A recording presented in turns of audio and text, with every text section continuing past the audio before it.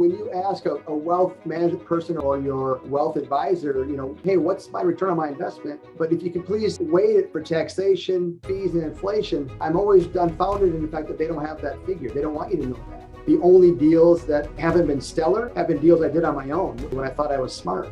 In alternatives, and especially in Freedom Founders, I'm 1 degree away from the deal maker. I can call the person I'm lending money to and we can talk it out. It's that person. You don't do that in the stock market.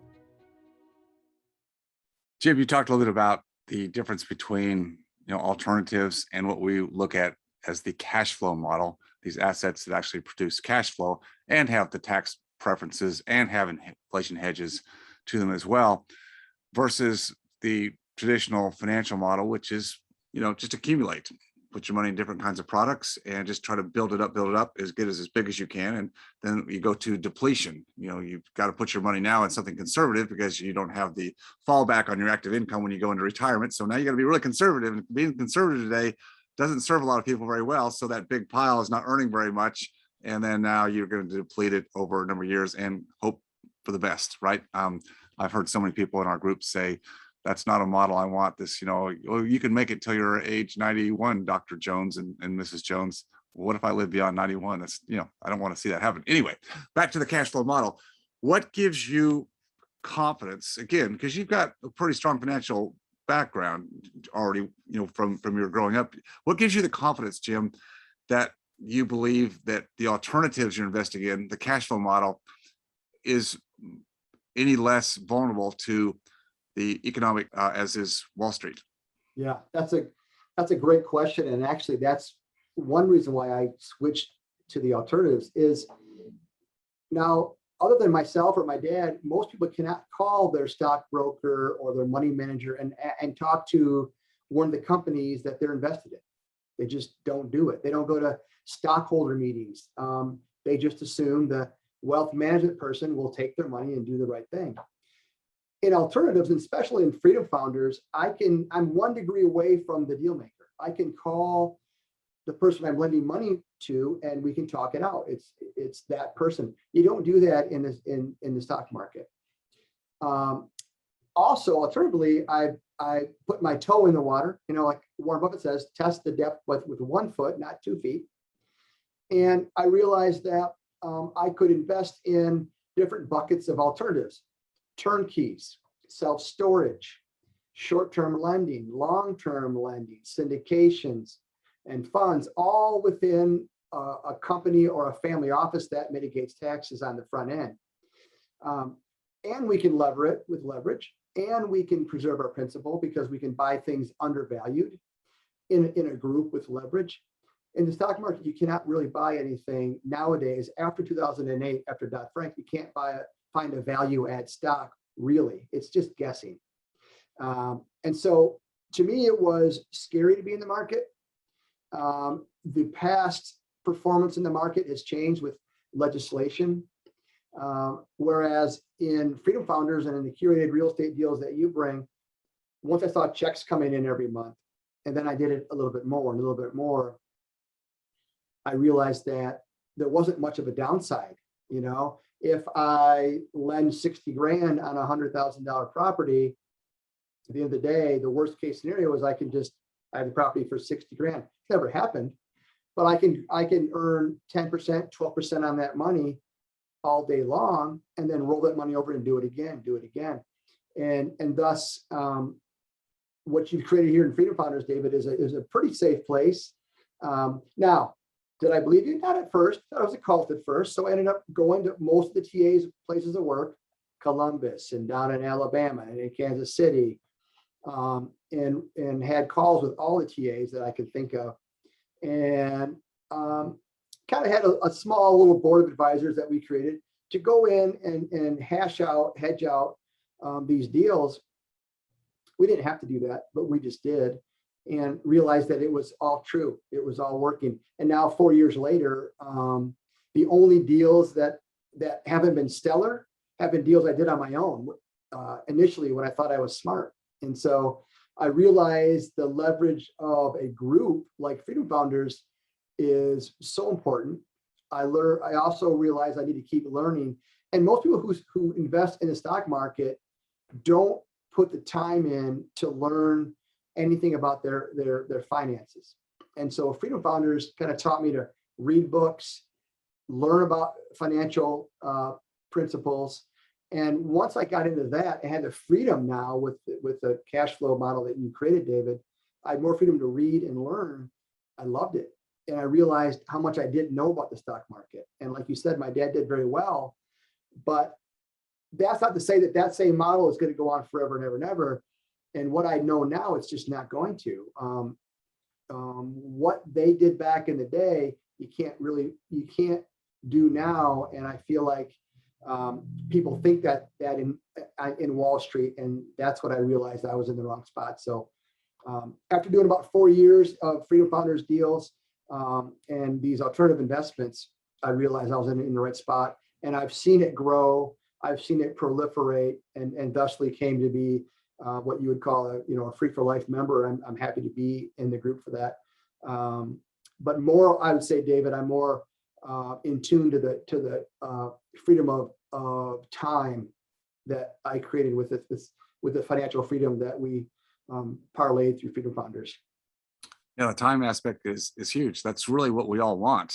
At the end of the day, at the end of the month, at the end of so many years, quote the word I don't like, retirement, but we're all wanting the time back, and yet we chase the money and the net worth and the equity, and if it's not producing cash flow, we never know if we have enough. Now, let me dig in a little bit deeper on the alternatives. You mentioned, I think, smart, wise case in that you're only 1 degree separated from your money. And again, to give context to that to our listeners, when you are investing in your own business, like you have a practice or a business, and you put your money in there, then you're not separated from your money at all. You're in there, you're making the decisions, you're deciding. And if you don't like which results you're getting, you can move things around.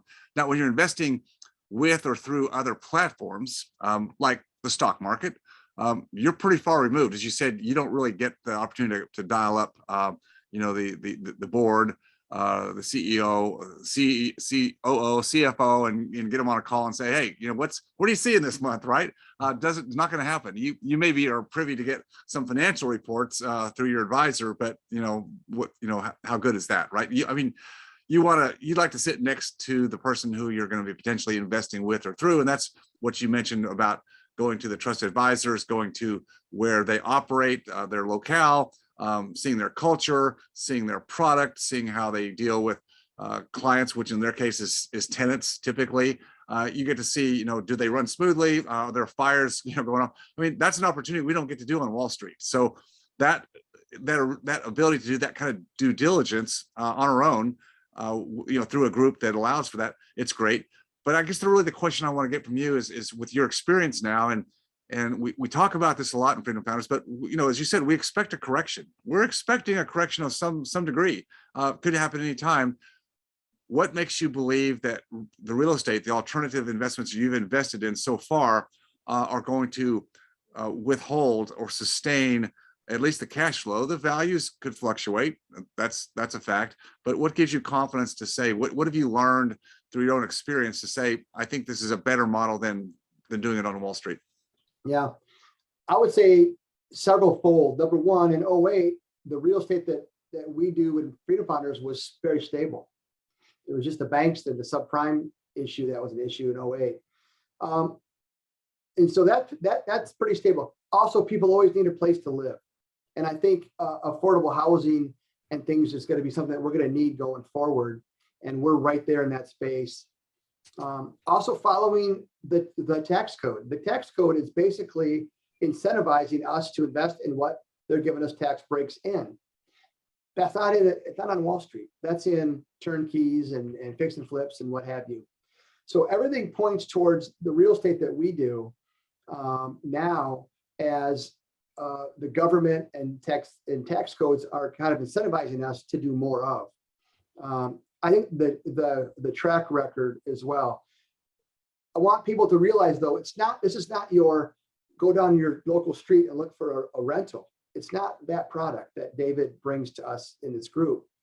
It is curated, trusted advisors that have made the grade that David's allowed into the group, that brings a product that is strictly passive to me, on the cash flow side. David looked at their businesses. I looked at their businesses in doing my due diligence and realized that it is legit passive cash flow. These operators are streamlined what they do. They know their markets by the street light almost. They know every avenue and the market they're in. I don't have time for that. I don't think you have that same specific investing in your money managers on Wall Street. So I'm not going to go on about that. And I've actually seen it. I've seen it happen. I saw it through COVID.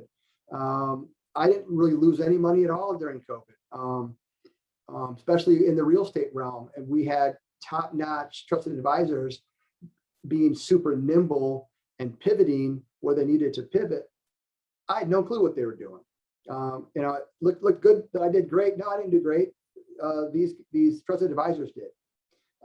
We're also in markets in the country that are robust. Southeast, some of the areas of the country that are doing well. Some of the areas of the country where there are landlord-friendly mayors, governors, and congresspeople. I wouldn't know where that was.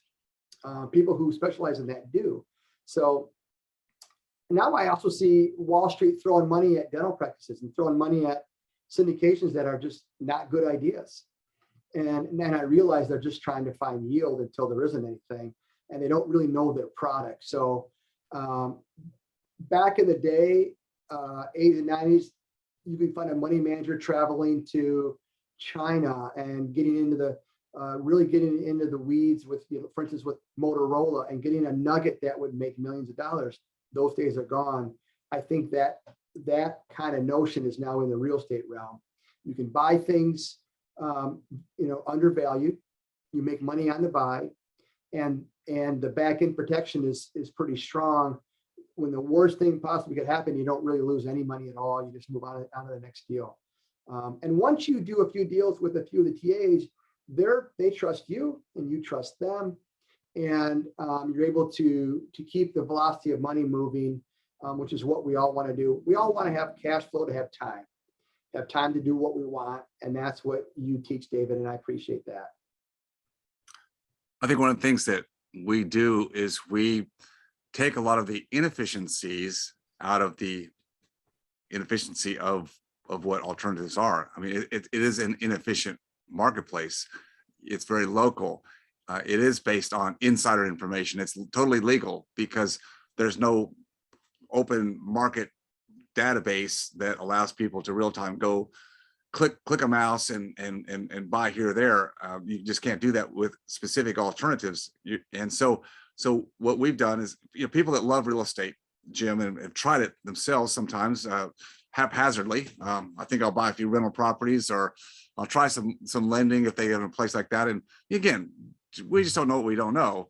So what we try to do is take that inefficiency out, but still utilize the fact that the real estate market is inefficient, and that's where the holes are. That's where we as individual, call us retail investors, can actually participate on a wholesale basis, because it's through relationships. And as you said, value adds, and knowing which markets we're investing in geographically to be in the right states, with the right economy, with the right governance. That's all part of what you get to do. But if you're a soloist, just starting out, that's probably not something you have the time and capacity to do. It takes a while to do that, and we try to bring that together and make that more efficient through what we do in Freedom Founders. Yeah, I would add to that. When you ask a wealth management person or your wealth advisor, I'm not sure I mentioned this or not, but when you ask them, hey, what's my return on my investment? But if you can please weight it for taxation, fees, and inflation, I'm always dumbfounded in the fact that they don't have that figure. They don't want you to know that. And your ROI on Wall Street really might not be what they're telling you. And they always pick a date after like 08, like maybe 09, some favorable date to show you how much you've made. In real estate, you have such a great way to create a nice return and then increase it with tax mitigation, depreciation. You can preserve your principal. You can leverage it to increase your wealth. In my case, I run it through my family bank strategy with insurance.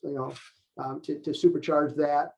There's so many ways that you can increase that that return in a business, because the financial advisors that I use, I might lose all my money in the market, but the fees that they incur are run through their business, and it's a business expense, like a lifestyle expense that they may use to live their life. Where for me, I'm just losing all of my principal in the market.